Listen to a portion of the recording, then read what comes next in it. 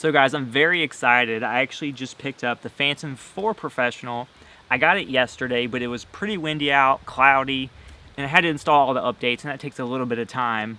But I haven't really flown it. I've taken it up for a second, taken it back down, just to make sure all the updates and everything worked. But today is going to be my literal first flight, so I'm super excited to test this thing out.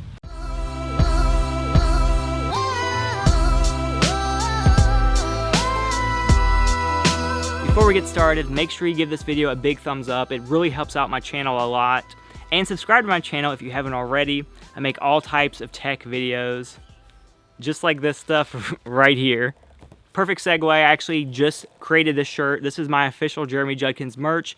It's actually found in the Amazon store, so it's super easy to buy. If you already use Amazon, your card's already attached. So definitely check that out in the description below. I've had the Mavic Pro since about, when was it, like November? The sensor and the image quality is just limited because the size of it. The Phantom 4 Professional has a 1-inch sensor, so theoretically it should get a lot better data. It actually also films at 60 FPS at 4K. Not many cameras actually do that. So let's quit all the bull and just get unboxing, okay? So it comes with this case. It's not the most glamorous case, but it gets the job done. So inside we have the Phantom 4 Professional. We have the controller. We have the cord that connects to your phone and the propellers. And that's really all it takes to get started. It actually comes with a crap ton of propellers, which is good. But obviously we only need 4, and you line them up. Very simple. The Phantom has little dots. The dark dots go with the dark propeller. And then of course, the no dots go with the silver propeller. They make it very simple.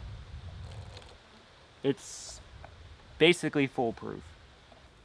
Okay, so to get everything set up, you want to turn on the controller first, then the aircraft,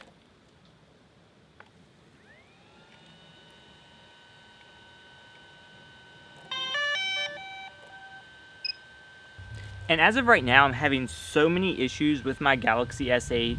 Sometimes the app works, sometimes it doesn't. So luckily I do have an iPhone 7 Plus, which iOS I think has the best compatibility with DJI devices. So if you're gonna have one of these drones and you use Android, I would either invest in like a spare iPhone or just get a tablet, get an iPad. Because Android, it just seems hit or miss, and it's kind of upsetting simply because the Galaxy S8 has a really great display I'd love to use outside, but I'm just not comfortable with the compatibility quite yet. It just closes. DJI Go 4. Closes.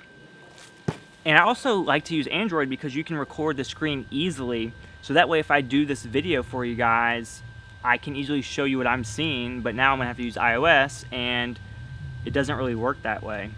But whatever.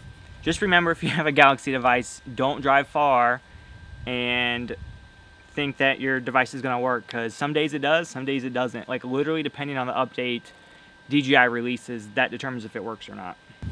So DJI actually intends for you to use the tablet if you want to, and it can go really big like this. But you can also use a smartphone, and you just have to take out these little pieces right here, and then they can hold your phone. You put them in there, you clip that down, and it's pretty snug. And then you just connect the cable to the back, and you're good. So we got everything going. I got my antennas out. You want to make sure this part faces the drone. You don't want to do it like this, because then it's basically facing downward. So keep it like this, and we're ready to take off. So the easiest way to take off is just hold down these buttons right here. And that starts the engine. And go.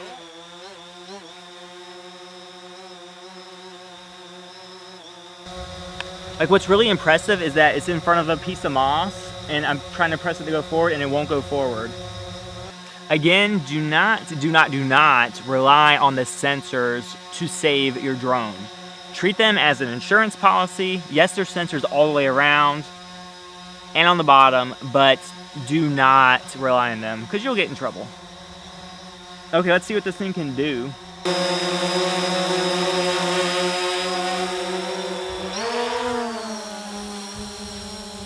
And the top speed is about 40 miles an hour. Right now I'm going about 30, so I must be going through some wind.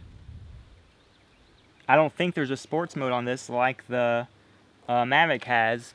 Similar to the Inspire, you just kind of go. And if you have the full throttle, like, it gives it everything. And right now we're at 4,000 feet away, just like that. So the shutter speed is at 640. And usually you want to do a shutter speed double of your frame rate.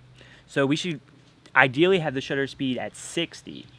So if you don't really know all the photography lingo, basically what that means, we need to put a filter over the drone, just like I did over the camera when it got too bright.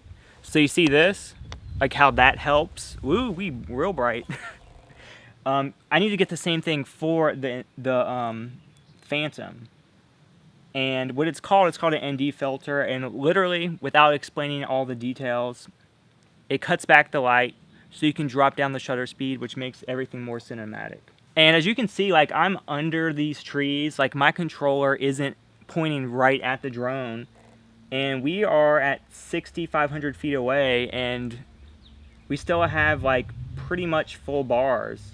We have 2 bars on the HD video, but as far as like reception, we're good. We have full bars. We have 18 minutes of battery life left. We can still go about double the distance according to this for the return to home function. So you want to be able to fly your drone manually, so you want to be able to look at the map and fly it home. Just in case something is messed up, but for the sake of just showing you the features of the drone, there's a return to home button. So you just press it and hold.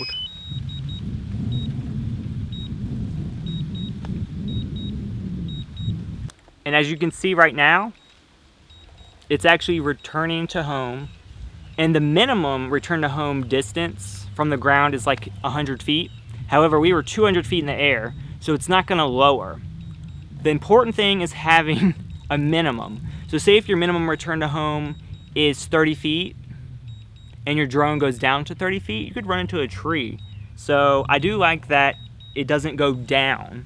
Because say if you're at 400 feet, minimum is 90. We don't want it to go down to 90. If it's already at 400, just stay there.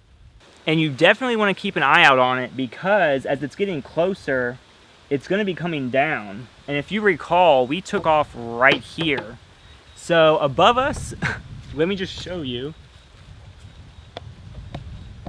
is a tree canopy. So it would run right into that. Because you can see it's at 28 feet, so it's almost literally back home. It's right above us. We need to cancel it. Cancel. So you can see where the drone's at right now and where we're at. So if it would have gone down, it would have just ran right into a tree. And as you can see right here, it's low battery warning. You can set that whenever you want to, but the low battery warning usually goes off about 30%. It's not going to auto land quite yet though. So there's the drone.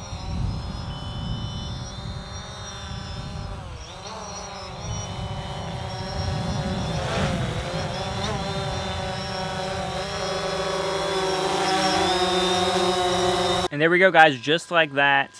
Battery's dead, time to go home.